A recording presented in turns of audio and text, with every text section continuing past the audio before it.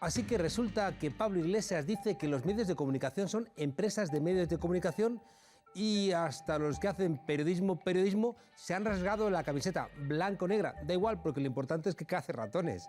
Los medios se han acostumbrado a su guión y han terminado creyéndoselo. No porque sean idiotas, sino porque, como dicen los biólogos, creerse las propias mentiras es una ventaja evolutiva. Los animales que mienten sobreviven más que los que se creen las mentiras. El Banco Santander, ese que logró que el gobierno socialista indultara a Botín, tiene dinero en Mediaset España. Ahí está Telecinco. También tiene dinero suficientes en el grupo Prisa, que controla El País, la cadena SER, el Huffington Post y la cadena Dial. El Banco Santander quiere que se sepa que manda y cuando le parece bien compra las portadas de todos los diarios escritos de España y así vas al kiosco y te encuentras todo coloreado de sus siglas. El BBVA, ese que paga a Villarejo para que investigue hasta los gobiernos, tiene dineros y no pocos en A3 Media, donde está el Grupo Planeta, ese que le ha publicado el libro al presidente Sánchez. A3 Media controla Antena 3 y La Sexta. También tienen sus dineros ahí los del Banco Sabadell, aquellos que dijeron que hacía falta un Podemos de derechas. CaixaBank, que ha sido recientemente imputada por blanquear dinero de mafias chinas, también ha invertido en A3 Media, además de en el periódico de Cataluña y en el Grupo Prisa. Aunque el dinero en Prisa de CaixaBank ha disminuido, según aumentaba el del grupo Amber Capital, cuyo fundador, Josep María O'Horlian, suele reunirse con el presidente Sánchez, el que dijo a Jordi Évole que le habían tumbado la presión del IBEX 35 y el grupo Prisa.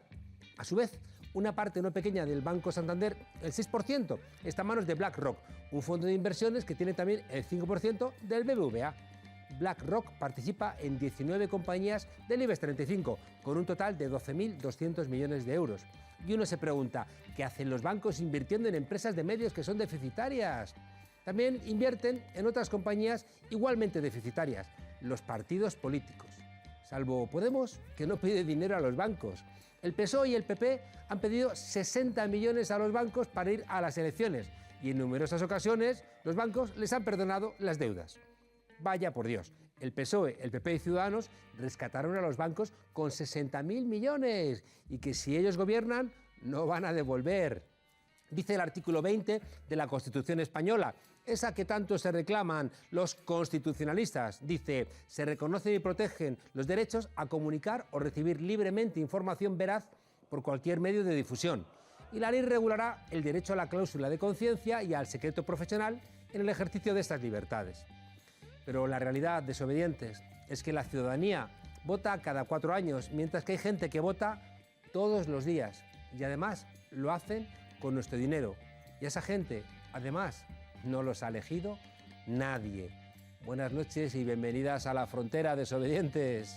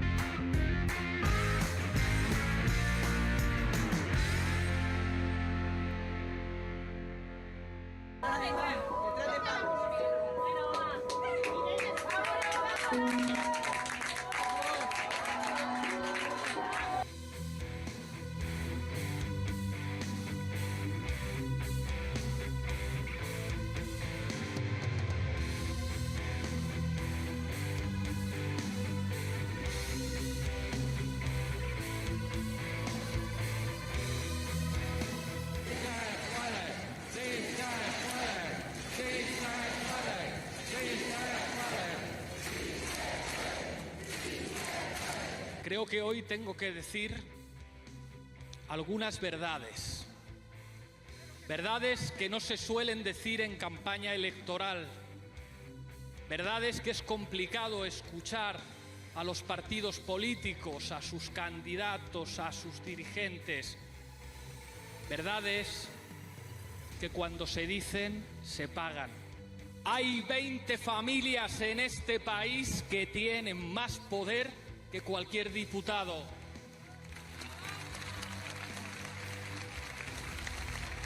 Hemos cometido muchos errores, hemos dado vergüenza ajena en ciertos momentos, pero nunca, y eso lo saben los de arriba, nos hemos equivocado de lado. Y Pablo, presidente, que estábamos deseando y estamos deseando escucharte. No son unas elecciones generales, aunque formalmente sean unas elecciones generales. Son unas elecciones de carácter constituyente, que la historia puede ser diferente. Por eso nuestro lema de campaña va a ser muy sencillo. La historia la escribes tú. No la van a escribir los tertulianos, ni los banqueros, ni los dueños de los medios de comunicación. La escribes tú, y tú, y tú. Portami via, bella ciao, ciao, ciao, partigiano. Portami via, che mi sento di morire. E se muoio da partigiana, bella ciao, ciao, ciao. E se muoio da partigiano. Nuestra invitada, desde su enorme compromiso y su enorme formación, ha luchado contra las cloacas del Estado, contra la corrupción que llenaba todo de gris y de sospecha. Ha defendido el Estado de Derecho frente a los ataques de los que pretendían poner sus intereses partidistas por encima de los colectivos. Ha puesto las políticas sociales en el centro de la acción institucional y desde la mesa del Congreso ha plantado cara a los filibusteros que querían, con una mayoría en la mesa que no se correspondía con la mayoría del Parlamento que nombró al presidente, frenar todos los avances. Este sábado 23 de marzo estaba en la plaza del Museo Reina Sofía, gritando de alegría y contándole a todos los que querían escucharla que sigue habiendo esperanza, defendiendo que la voluntad es la primera herramienta del cambio, que hay muchas cosas por las que seguir trabajando, muchos proyectos inacabados y que claro que se puede, aunque a algunos no les guste. Gloria Elizo, buenas noches y bienvenida. ¿Qué tal, Juan a esta Carlos? Muchas humilde gracias. frontera. Muchas gracias. Gloria, déjame preguntarte, ¿qué pasó en la Plaza del Reina Sofía este sábado? Bueno, creo que Pablo lo que hace el sábado en la Plaza del Reina es poner de manifiesto cuáles son las tensiones o cuáles son las razones de las tensiones que se han manifestado en los medios de comunicación y en determinado tipo de instituciones con respecto al cada vez el mayor papel principal de Podemos en las instituciones. Podemos ahora mismo es un problema porque nunca ha estado más cerca de influir de una forma determinante en el Gobierno de España. Nunca ha habido una fuerza política que tenga la capacidad de enfrentar a los poderosos, a los que realmente mandan en este país, y enfrentarles a su propio espejo, a decir que se han pervertido las instituciones, que había una corrupción económica, que todos reconocíamos, pero que lo importante es que había una corrupción institucional, que las instituciones democráticas del Estado estaban afectadas por poderes que no se presentan a las elecciones y que había que ponerle nombre. Ese nombre se lo hemos puesto en las instituciones y se lo hemos puesto en la calle. Y hemos denunciado continuamente lo que estaba ocurriendo en los últimos 40 años en este país, ¿no? Me decía esta mañana un estudiante, me decía, todo ingenuo él, me decía, profe, si yo estuve allí estaba aquello lleno, porque dicen algunos medios que no había gente en la Plaza Goytisolo, en la Plaza del Reina Sofía. Lo que hace Pablo Iglesias, insisto, es enfrentar el relato de lo que ocurre al relato de lo que algunos medios de comunicación están manifestando continuamente, ¿no? El Podemos se hunde, Podemos está en su peor momento, Podemos tiene serios problemas internos que le inhabilitan como fuerza de gobierno, y lo que puso de manifiesto Pablo Iglesias el sábado es que es todo lo contrario, que tenemos una capacidad de arrastre que sigue siendo, en términos muy parecidos, los que teníamos hace 5 años. Hace poco estamos superando todos el dinero invertido en microcréditos para la campaña electoral. Estamos muy por encima de la campaña del 20 de diciembre del 2015 y del 26 de junio del 2016. Los datos objetivos nos dicen justamente lo contrario. Estamos más cerca y nos atacan cada vez más, y seguramente la campaña sea dolorosa en términos de enfrentamiento político. Tiene pinta. Hoy los medios estaban desatados. Completamente. Es decir, que, me ha llamado la atención, o sea, uno que tampoco es ingenuo ya, pero me ha llamado la atención algunos medios que Esperanza Aguirre decía que La Sexta no era la secta, que era poco menos que un nido de rojos, y hoy La Sexta estaba muy beligerante con el acto del sábado. Bueno, Pablo reconoce que cuando llegamos a las instituciones vemos más de cerca quién manda, por qué manda y quién está detrás del que realmente manda, ¿no? Y yo creo que los medios de comunicación o la gente debería advertir que desde luego cuando los grandes bancos de este país o internacionales como el HSBC, como el Santander, como los grandes fondos de inversión como son BlackRock, están invirtiendo en medios de comunicación, decías tú, deficitarios, Si no quieren especular, si no quieren ganar dinero, ¿por qué están detrás de los medios de comunicación? Claro. ¿Qué intereses protege una inversión en términos cuantitativos tan importantes y por qué lo hacen? Y yo creo que es una reflexión que no tiene que hacer ni tú ni yo, tiene que hacer cada una de las personas que asisten o que permanecen crédulos a toda la información que aparece en los medios de comunicación. Habrá que hacer un juicio crítico también de un poder del Estado también tan importante como son los medios de comunicación. ¿Por qué dicen lo que dicen y en qué contexto lo dicen? Por eso insisto que Pablo Iglesias lo que el otro día lo dice es claramente, hay una tensión democrática en estos momentos, hay un ataque furibundo a determinadas personas directamente relacionadas con Podemos. Eso tiene unas razones, y es que los medios de comunicación, los intereses que representan esos medios de comunicación están afectados por el interés de que Podemos se separe de esa capacidad de influencia en el gobierno de España. Este sábado hemos escuchado algo inédito en la vida política española, que es una autocrítica fuerte por parte de Pablo Iglesias, que reconocía estar abochornado por el espectáculo que ha dado Podemos, pues, de divisiones internas, de Rejón que se marcha, de gente que no está en listas y decide, bueno, dar un portazo. ¿Hacía falta esa autocrítica?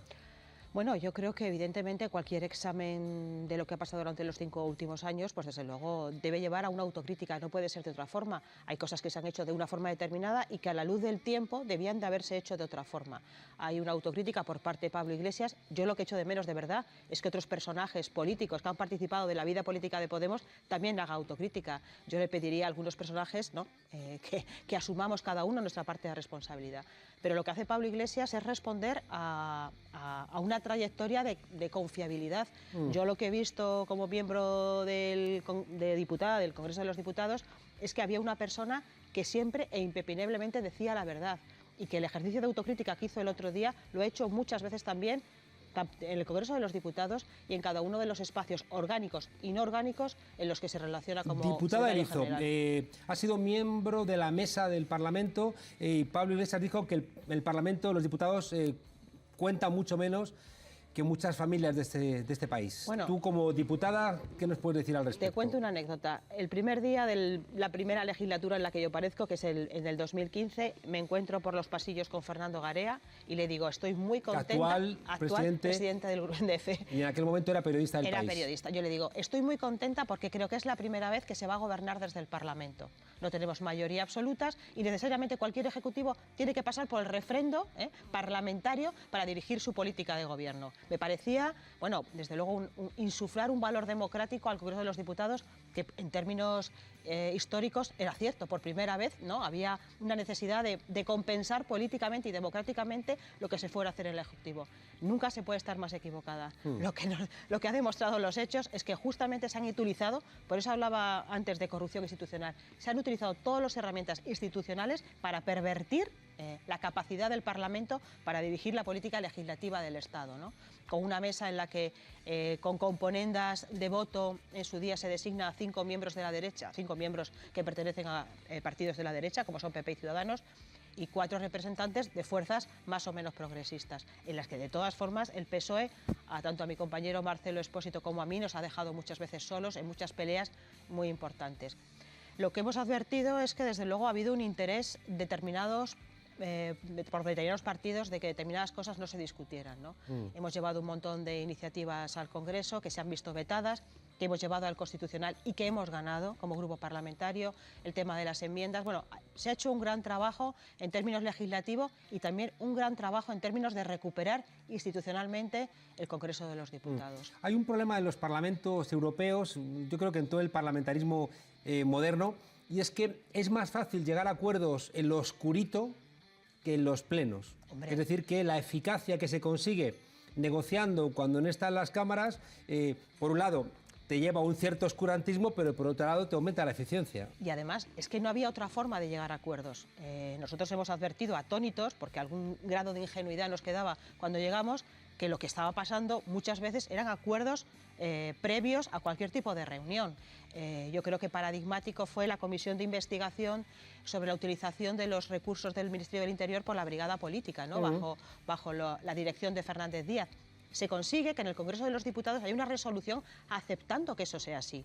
Pero eso a un grupo como Podemos nos ha costado un esfuerzo ímprobo, porque había continuas reuniones del PSOE y del PP, hay que decirlo claramente, para que no se investigara en la Cámara todo lo que había pasado en la etapa anterior del gobierno del PP. De hecho, ambos partidos han estado en contra, por ejemplo, de la comparecencia de Villarejo, de la comparecencia del rey emérito. Bueno, de la comparecencia de Florentino Díaz, hablando de personas o de Florentino influencias. Pérez. Perdona, Florentino Pérez, de Fernández Díaz, ahora también en la Comisión de Investigación de la Financiación del PP, de cualquier elemento que pudiera determinar de forma clara qué es lo que estaba pasando en este país.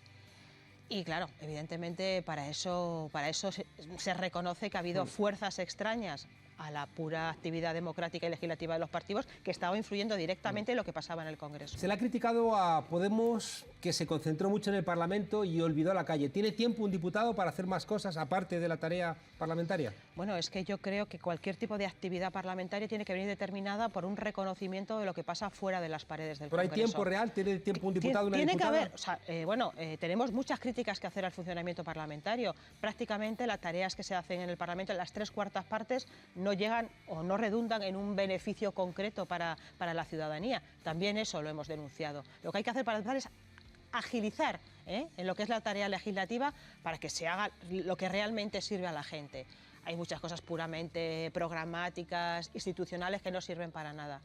Yo creo que el Grupo Parlamentario de Podemos ha hecho un gran esfuerzo por compensar su trabajo legislativo con una tarea de reuniones, muchas veces muy por encima de la capacidad personal de muchos compañeros y compañeras, pero para que se viera determinado por cuáles eran los intereses que de verdad querían proteger en la Cámara, ¿no? ¿Hay El Congreso. incompatibilidad entre la lucha en la calle y la lucha en el Parlamento? Lo digo porque recuerdo cuando en aquel Aturem el Parlament, ¿no? Cuando ese 15M catalán rodeó el Parlamento, que por cierto, los actuales independentistas, ¿no?, de la derecha, del PDeCAT y demás, mandaron a los antidisturbios para disolver, ¿no?, a esta gente que estaba en la calle. ¿Es compatible la calle y el Parlamento? Completamente, completamente. Y en cada una de las iniciativas legislativas que nosotros hemos presentado en el Congreso se ve palpablemente. Desde nuestra ley de pensiones, que es una ley, yo creo que dibuja un país completamente diferente a lo que era la ley que presentamos al principio de la legislatura, que ahora el Partido Socialista va a sacar deprisa y corriendo, ¿no?, como elemento electoralista para los permisos de paternidad y maternidad intransferibles y remunerados. Cada una de las acciones que hemos hecho tenía un peso detrás que tenía que ver con un compromiso con colectivos sociales. Finalizando la legislatura hemos presentado una propuesta legislativa para terminar con las puertas giratorias. Eso es fundamental y eso responde a los intereses de muchos grupos, de mucha sociedad civil y también de cualquier persona que ve que no es normal que 3 expresidentes del Gobierno, Calvo Sotelo, Felipe González de Aznar, se fueran a empresas energéticas. Eso tiene que ver, bueno, pues con lo que hablábamos al principio, ¿no?, con los intereses que se traducen en muchas acciones parlamentarias. ¿Ha sido el rey Felipe VI neutral con los diferentes grupos parlamentarios? En absoluto, en absoluto. Cuéntanos. Bueno, algo. Tiene que ver con la cercanía. ¿Tú has vivido algunas cosas? Bueno, evidentemente yo creo que no es muy próximo en términos personales a nuestro grupo parlamentario, ni siquiera nosotros como institución, ¿no?, como mesa del Congreso, como órgano de gobierno de la Cámara, pero bueno, yo creo que no hemos venido a política para hacer amigos de tan alto nivel como pero el tú has señor vivido Felipe que VI. el rey Felipe VI tiene una cercanía personal Bueno, con sí. el Partido Popular, por ejemplo, mucho más que O con la el que Partido tiene, Socialista, que desde la luego. que tiene con Unidos Podemos. Desde luego que sí, pero creo que ¿Pero responde... no es neutral ese señor? Debería serlo e impecablemente institucional en su relación con el resto de partidos políticos. Y no lo es. Yo creo que, bueno, tiene querencias más afectivas por otros grupos que por otros, que también es normal, ¿eh? ¿Es feminista el Parlamento español o has notado como mujer reticencias de algún tipo en tu tarea? Te cuento una anécdota. En la mesa del Congreso son 9 miembros. En la configuración de la actual mesa, bueno, que ya está disuelta hace unos días, estaba 3 compañeros y el resto éramos mujeres. Yo, yendo por el pasillo del Congreso, oía a unos compañeros del Partido Popular que decían: hay mayoría de miembros de mujeres en la mesa, eso significa que va a mandar poco. ¡Qué majos! Sí. ¿Qué espera Podemos para este 28 de abril? Bueno, pues la tensión de campaña va a ser muy importante, lo demostró el discurso de Pablo y las reacciones al discurso de Pablo. Creo que nosotros tenemos que seguir con un discurso de la verdad. La confiabilidad de Podemos creo que nadie en la calle la puede dudar. Tenemos los mejores discursos tanto en el Parlamento como fuera del Parlamento para comprobar que decimos siempre lo mismo, que todo el mundo sabe perfectamente lo que significa Podemos en las instituciones y lo que significa Podemos en las calles, y tenemos que hacer valer, a fuerza de confiabilidad, la capacidad y la cercanía para que este país cambie las cosas. Yo creo que mucha gente de este país solamente tiene claro que Podemos es el único que dice lo mismo antes y después de las elecciones. La única fuerza que garantiza eso es Podemos. Solo nos queda pues batirnos en duelo con el resto de fuerzas políticas y seguir peleando, poniendo el cuerpo, porque también en la Cámara hemos defendido las cosas con el cuerpo, para que a partir del 28 de abril cambien de verdad las cosas en este país. Y que lo que estábamos denunciando hoy de intereses económicos por encima de los democráticos, pues tenga fin en un Estado como el español. Gloria Lizo, diputada de Unidos Podemos, responsable de la Secretaría de Acción Institucional de Podemos y candidata en estas elecciones del 28 de abril. Muchas gracias por venir a esta humilde frontera. Estoy encantada. Gracias por acompañarnos y espero que pronto vengáis. Queremos que pase por aquí mucha gente durante esta campaña, porque tenemos también la sensación de que los medios han decidido alinearse y se van a alinear con los que lo financian. Gloria, muchas gracias, mucha suerte y hasta pronto. Gracias, Juan Carlos. Lolo, y nada, si te atreves, desobedece.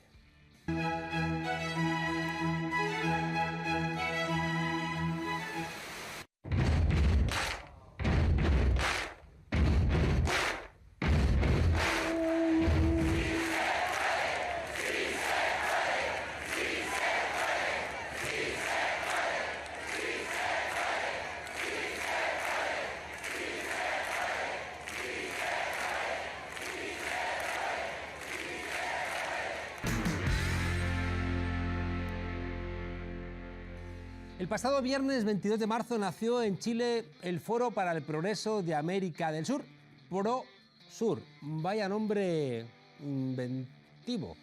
7 presidentes, 7 firmaron la declaración inicial de un organismo que permitirá, dicen, afianzar la coordinación de las derechas a nivel continental. En ese selecto club formado por Chile, Colombia, Brasil, Argentina, Perú, Paraguay y Ecuador han excluido a Venezuela hasta que el gobierno de Nicolás Maduro sea derrocado. Agárrense, que vienen curvas. Para hablar de este tema tenemos al otro lado del teléfono a nuestro corresponsal en Latinoamérica, Pedro Brieger. Buenas tardes, noches, Pedro. Buenas tardes, noches. Y hablando de respaldos o de oposiciones, vale la pena recordar que llegaron los Reyes de España con un fuerte respaldo al presidente de la Argentina, Mauricio Macri, como se podía esperar abiertamente. Y Macri es uno de los que impulsa justamente este nuevo organismo que se llama PROSUR, que tiene una curiosidad. En su primer punto dice construir y consolidar un espacio regional sin exclusiones, pero aquí que no invitaron a Venezuela. O sea, nace un organismo regional que dice sin exclusiones y excluye a un país, y además el documento original no lo firma Bolivia, no lo firma Uruguay y no lo firma Surinam. Y pensar que años atrás había muchos que miraban en América del Sur la experiencia de la Unión Europea e incluso fantaseaban con una moneda común al estilo del euro para pensar en una integración regional en serio. Es claro, Juan Carlos, que este organismo regional nace con un solo objetivo, y es contribuir al derrocamiento de Nicolás Maduro. Si no, nos explica que haya nacido un organismo regional sin 4 países y donde además en América del Sur ya existe un organismo regional que se llama UNASUR, claro, que ellos mismos vaciaron. Hay además la tremenda sospecha, por no decir la evidencia palpable, de la influencia de Estados Unidos otra vez en este grupo, cuando una de las peleas de estos últimos 15 años era precisamente emancipar a América Latina de la bota norteamericana. Pero es tal cual como vos lo decís, Juan Carlos. Pensá que se había creado un Consejo de Defensa Suramericana por primera vez en la historia, justamente para no depender de las políticas de Estados Unidos, pero ahora Chile, Argentina, Brasil, parece que miran con idolatría a los Estados Unidos. Lo vimos la semana pasada con el viaje de Jair Bolsonaro, el presidente de Brasil, que parecía estar cumpliendo el sueño del niño que se encuentra con la primera potencia mundial.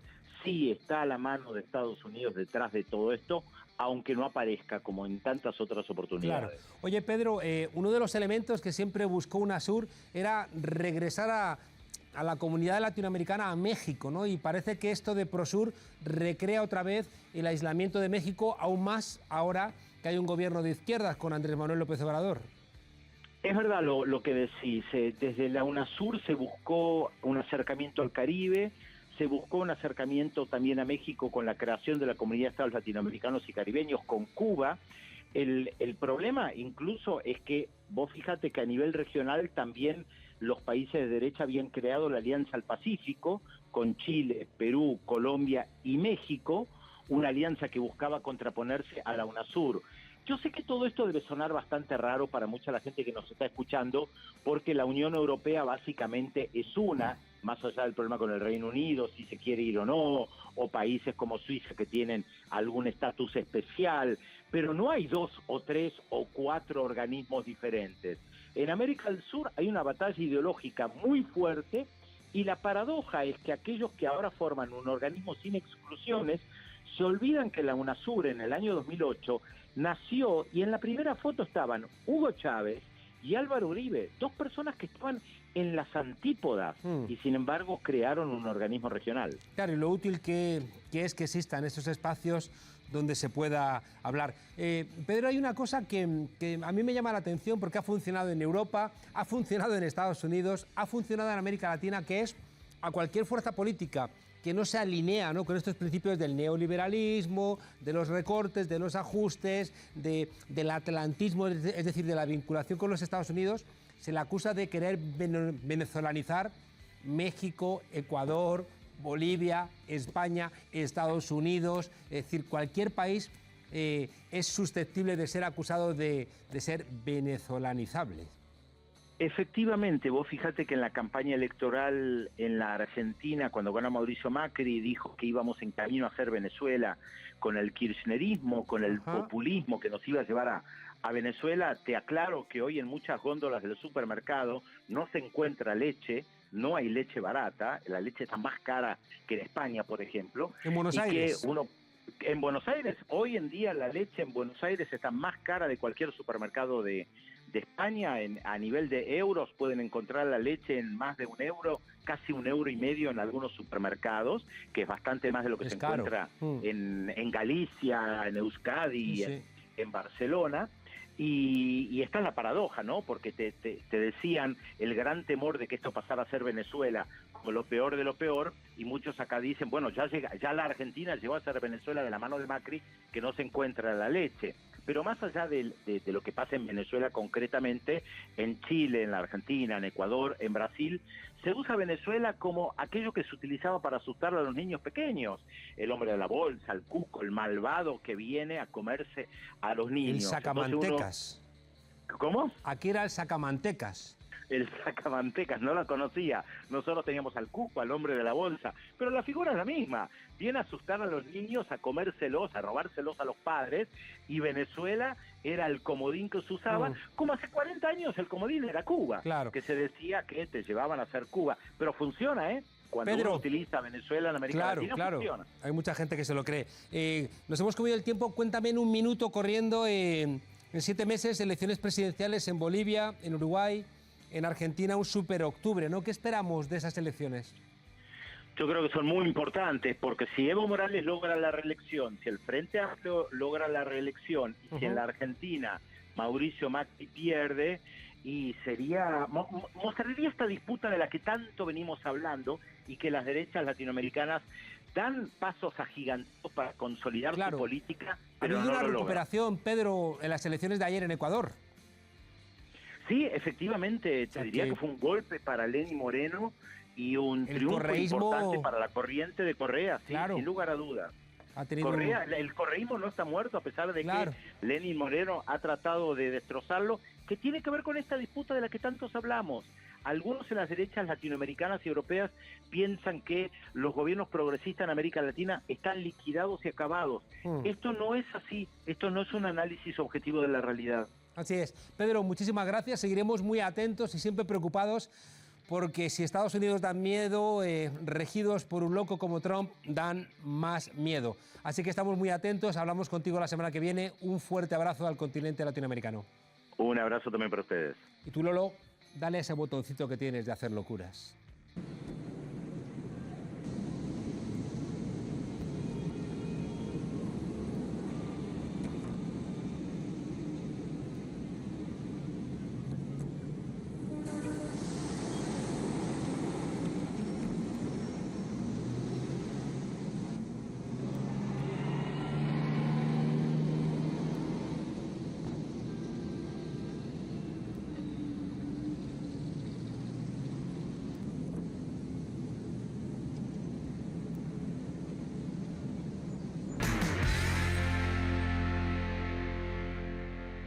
Nuestro invitado de hoy vio de adolescente Luces de Bohemia de Valle Inclán y se dijo a sí mismo que el viacrucis que caminó Max Estrella aquella noche, camino del Calvario, en una España gris y triste, él iba a caminar al revés.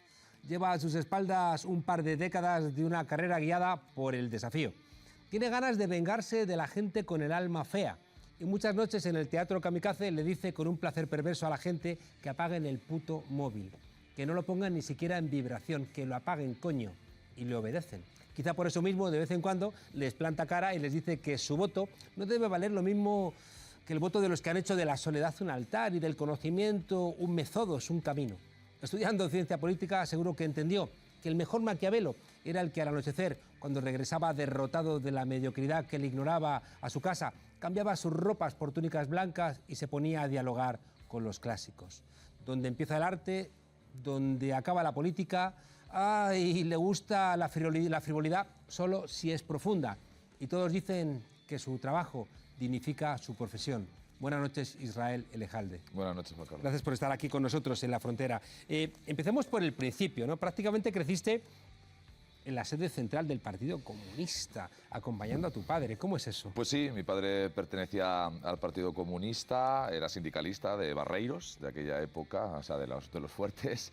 Y yo recuerdo, pues, con esos 4, 5, 6 años, estar allí en el Comité Central y bueno, y me dejaban, a mi padre hacía cosas y yo sé que me dejaban, iba de unos a otros y allí crecí y recuerdo esas conversaciones con esos cigarros que ahí todavía se fumaba. O sea, que a lo mejor estuviste a la noche que se toma la decisión de dejar de lado la bandera republicana y asumir la bandera española. Pues vete tú a saber. Puede ser. Tengo algunos recuerdos así como vagos que yo creo que ya no pertenecen a que yo lo recuerde realmente, sino que al final el recuerdo se configura porque te lo van contando. Y, por ejemplo, si tengo un recuerdo con la sensación de a mi padre en una de las manifestaciones en Casa de Campo, cuando se legalizó, pues un guerrero de Cristo Rey disparó a un compañero suyo, yo estaba con él, mi padre siempre contaban estos, y yo tengo la sensación de que recuerdo aquello, pero estoy casi seguro que no, porque creo que tenía 3 años o 4, pero es una cosa que se contaba siempre en mi casa y que a mí me parecía que tenía que ver con la leyenda de todo esa, lo que era la lucha por la democracia en aquellos momentos, que claro, para mí fue muy importante. ¿Y eso influyó en que empezaras a estudiar ciencias políticas?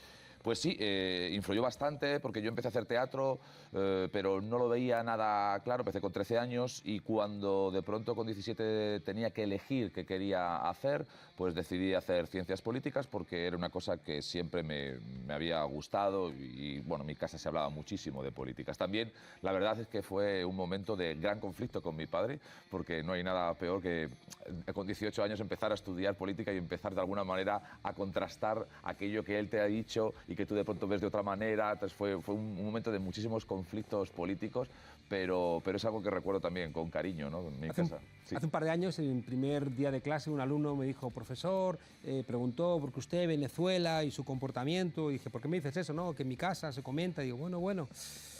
Cuando llegó la Navidad, el alumno en clase, la Navidad no, al final del curso levantó la mano delante de la clase y dijo, profesor, quiero darle las gracias. Y dije, ¿por qué? Dije, porque es la primera vez que gracias a estas clases he podido ganar el debate en las cenas de casa, ¿no? Sí. Oye, ¿y cruzaste teatro y ciencia política? Bueno, crucé, vamos a ver, yo creo que el teatro y la política están cruzados ya de por sí, ¿no? El teatro es un acto político, ¿no? Pienso y lo ejerzo así, que cualquier cosa que hagas encima de un escenario en sí mismo ya es un acto político. Hasta la comedia comercial más banal aparentemente, está defendiendo un ordenamiento y una serie de valores, con lo cual siempre hay política detrás de todo el teatro.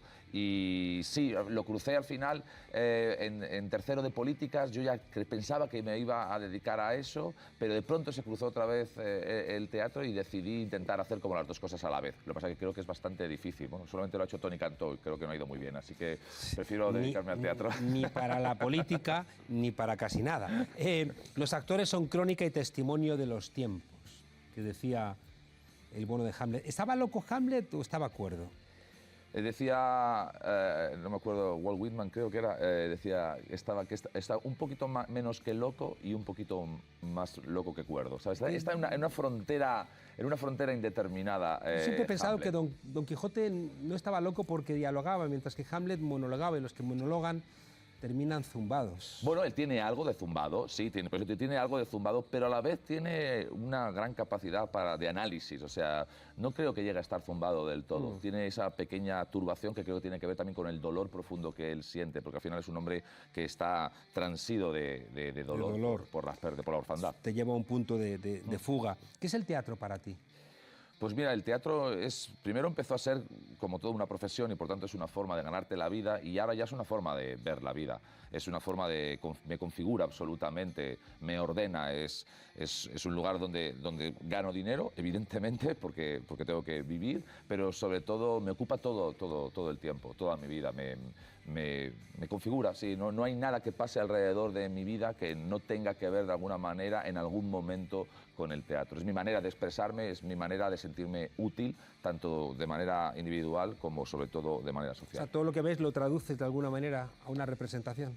Sí, de alguna forma sí, ¿no? Decía Treplev, un personaje, el escritor de La gaviota de Chekhov, que decía, estoy trabajando constantemente, es inagotable, estoy agotado, porque todo lo que pasa aquí, lo que estás hablando tú ahora mismo, voy a llegar a casa y lo voy a pasar a una libreta. Esto es parte del trabajo actoral, del trabajo artístico en general. Cualquier cosa que te pasa en tu vida, de alguna manera la estás grabando porque sabes que en un momento u otro vas a poder utilizarlo.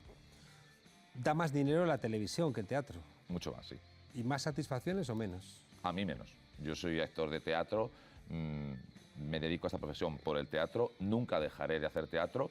Después también me gusta mucho la tele, el cine, las disfruto cuando las hago, pero nunca dejaría de hacer teatro. ¿Disfrutas haciendo series de televisión, por ejemplo? Sí, cuando la serie más o menos está bien y tus compañeros están bien, te lo puedes pasar bien. Es una forma de trabajar totalmente diferente a la del teatro. No tengo esa satisfacción plena que me provoca el teatro cuando hago teatro y me salen las cosas como yo creo que tienen que ser, pero sí puedes disfrutar de la televisión, y yo he disfrutado de la televisión. Sí. Lo que pasa es que el teatro tiene esa unicidad, ¿no?, del momento irrepetible. Tiene esta cosa de la comunión, de alguna manera, ¿no? El teatro finalmente es un acto social que ocurre en presente y que ocurre ahí, no hay trampa ni cartón. Ellos están, saben que yo sé que ellos están, ellos saben que yo sé que ellos están, y jugamos todos a fingir que nos creemos cosas que todos sabemos que son mentira. Y al final, en la búsqueda de la mentira es donde se encuentra casi siempre la verdad, porque la verdad nadie sabe qué es, ¿no? Entonces, ese juego creo que además provoca unas sinergias entre los actores y el público que son irrepetibles en otro medio. Me apasionó la película Birdman, ¿no?, de aquel tipo que era famoso representando a un superhéroe en el cine y que él lo que quería era hacer teatro, ¿no?, y liberarse de alguna manera de ese ego tan enorme que te da el cine, y que en cambio el teatro te lo coloca en su justo lugar. Sí, bueno, el teatro también te puede colocar ese ego. La lucha con el ego es una lucha constante. Como dice David Foster Wallace, nuestra configuración natural por defecto es egótica, es narcisista, y ahí está la educación para intentar recordarnos que aparte de nosotros existen otras personas afuera. No te olvides de que eres mortal. Oye, el Teatro Pavón Kamikaze se ha convertido en un espacio obligatorio del panorama cultural de Madrid.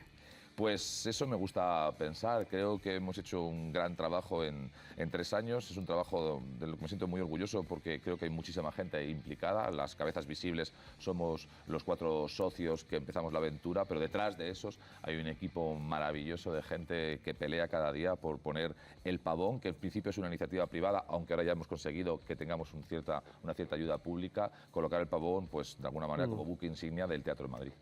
Oye, en Un enemigo del pueblo, al cual pude asistir, hacíais algo como muy peculiar, ¿no? Cuéntanos Sí. corriendo. Bueno, en Enemigo del Pueblo había un momento que se hacían 3 preguntas. Al principio contabais al público, venga, haceos los guays, ¿no? Sí, Opinad así en abierto sobre cosas para decir que sois estupendos. Se les ponía un dilema moral, ¿no? Se les decía, ¿tú crees de alguna manera en la democracia? Era una pregunta muy abierta, evidentemente todo el mundo decía sí o no, casi siempre decían sí, aunque había algunos días que había gente que decía que no. La segunda pregunta es, ¿tú crees en la libertad de expresión? Muy bien, y entonces después se explicaba que evidentemente la libertad de expresión en este país a veces tiene precio y eso obliga a que gente, por ejemplo, como nosotros en El Pavón, pues a lo mejor tengamos que callar determinadas cosas. Y entonces ahí se decía, si estás de acuerdo con la libertad de expresión, entonces dejaremos de hacer la función en apoyo a esta libertad que está siempre en peligro. Si no estás de acuerdo, seguiremos haciendo la función. Y entonces se hacía una trampa moral que de alguna manera tiene mucho que ver con lo que hablaba después en la función Enemigo del Pueblo. Y les hacíais votar y solamente una vez, ¿no? Solamente una vez en un ensayo general, porque la gente no tenía el bolsillo, no habían pagado. Entonces ellos dijeron que no y se fueron. Pero todos los demás, con el bolsillo pagado... Yo recuerdo que fui con Pablo Iglesias y nos quedamos él y yo y otro loco diciendo suspendemos y la gente nos miraba unas narices. Claro, el Enemigo al final habla de eso, habla de cómo todos están de acuerdo en que hay un problema en la agua en la potabilizadora y hay que cambiarla y que eso va a tener un coste para el pueblo. Al principio todo está de acuerdo, pero cuando se traduce el coste y se dice, oye, vais a perder puestos de trabajo, pues la gente dice, bueno, no, entonces no, cuidado, sigamos como estamos, ¿no? Y eso después lo llevabais después de la obra, que era una actualización, ¿no? de la obra de Ibsen. Llevabais a otra pregunta a la gente, ¿no? De si realmente las decisiones se deben tomar democráticamente o no, o si realmente votar, como vota esa gente, ocultar la putrefacción de las aguas del balneario, es una decisión que se pueda tomar democráticamente. Sí, bueno, es un debate muy antiguo, claro, que tiene que ver con si todo el mundo vale el voto de todos, debe valer lo mismo. Ahí está esa tensión, ¿no? Es decir, ¿tú puedes tener derecho para votar una cosa de la que no tienes conocimiento? ¿Sí o no? Bueno, ahí se lanzaba, era una provocación de alguna forma. Yo te veía disfrutando porque en el argumento acorralabas a la gente y yo disfrutaba mucho de la provocación. O sea, yo sí que creo en esa cosa que decía John Stuart Mill, que hay que ponerlo todo en cuestión. Que esa es la única manera, de alguna manera, de que la verdad que salga siempre reforzada. Yo, evidentemente, no creía en que... Yo creo que todo el mundo, el voto de todo el mundo vale lo mismo. Se ha peleado mucho por eso, pero es verdad que está bien provocar ese tipo de alguna manera, de pelea, de tensión y que la gente tenga que repensar por qué hemos llegado a esa conclusión después de tantos años. Está bien recordar por qué se ha llegado a eso, ¿no? Como un proceso constituyente que te obliga a repensar por qué claro. determinados artículos de la Constitución. Y hablando de la Constitución, ¿cómo no hablar de Jauría, ¿no? Es decir, de esa patada a cualquier tipo de acuerdo de convivencia con muchos problemas, ¿no? Jauría también es una obra que no te deja igual, ni después de hacerla, ni después de dirigirla, ni después de verla. Para mí Jauría es una de las cosas que me siento más orgulloso como productor y como director del teatro. Nos han dado muchos palos cuando decidimos hacer ese montaje, muchos palos de gente que considero cercana a nuestra ideología, a nuestros sentimientos, a nuestras pulsiones, porque consideraban que no teníamos derecho a tocar esto. Creo que hay un problema en este país con la ficción, creo que hay un problema con saber para qué sirve el arte, sinceramente, y entonces nos pusieron en entredicho que nosotros lo que queríamos hacer era mercantilizar un hecho tan doloroso como lo que le pasó a esta chica y todo lo que ha ocurrido al revés. Pero es como si le hubieran reprochado a Goya pintar los fusilamientos del 3 de mayo. Exactamente, eso es lo que pienso yo. Pero evidentemente nosotros sabíamos que corríamos un riesgo porque era un tema muy delicado y un tema muy candente y muy cercano a nuestra realidad, y sobre todo porque hay una persona que no sabemos dónde está, pero está en esta ciudad además, que ha sufrido eso. Lo que pasa es que creo que el resultado es inapelable. Y creo que ese montaje al final confluyen todo para lo que existe el arte, de alguna manera, para lo que existe el teatro, para reflexionar sobre un hecho social, para hacernos mejor, para que esto cambie de alguna manera. Creo que hay una denuncia detrás de Jauría que es muy poderosa y que espero que sirva para cambiar algunas leyes que creo que no están bien, pero sobre todo espero que sirva para cambiar a algunas personas que van a ir a ese teatro y van a reflexionar sobre algunas cosas. Claro, porque no presentaba a La Manada como un grupo ajeno a cualquier tipo de humanidad, sino que cualquiera podíamos formar parte de La Manada. Y eso es lo estremecedor de la obra. Nos hemos comido el tiempo. Déjame preguntarte para marcharnos. Hacer un teatro comprometido no siempre es permitido, y tú eres amigo, por ejemplo, de Willy Toledo, ¿no? Una persona que por sus opiniones políticas recibe un castigo constante, ¿no? De la misma manera que determinadas opiniones no son bien recibidas en este país y reciben muchas presiones de sectores que no quieren realmente que la libertad de expresión pertenezca a la gente. Sí, bueno, hacer teatro, dedicarse al mundo de la opinión es peligroso y hay que luchar por eso. Yo, afortunadamente, nunca he sentido esa presión de una manera directa, la he sentido en el ambiente de alguna forma y sé que cuando haces determinadas cosas y tocas determinados temas, pues hay gente que se va a molestar. En el teatro lo único que pasa es que somos tan pequeños que afortunadamente de momento importamos poco y eso nos da una enorme libertad. Por eso es bueno ir al teatro, porque en el teatro encuentras voces que no están mediatizadas por los medios ni por la necesidad de un éxito. Al fin y al cabo yo solo necesito 350 personas cada noche que se meta en mi teatro. Es un ejercicio de humildad. Hacer y ver teatro, sin duda alguna. ¿Te cansas pensando en tus futuros proyectos, como decía Neruda, de ser hombre? No me canso porque es agotador a muchos momentos, pero el teatro casi siempre te da, te recibes lo que le has dado a él. Entonces, ¿proyectos en marcha?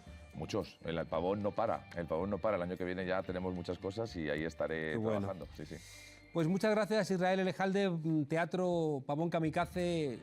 Permítanme humildemente decir que no se pierdan casi nada de lo que allí se estrena. Y si tenéis la posibilidad de ver Jauría, no os lo perdáis, porque forma parte, lo que hizo La Manada, de la historia de nuestro país, y esa obra de teatro forma parte de la mejor respuesta que podía imaginar nuestro propio país a esas barbaridades. Muchas gracias y hasta pronto. Gracias a ti, ¿no? Y a vosotros, desobedientes, hasta mañana.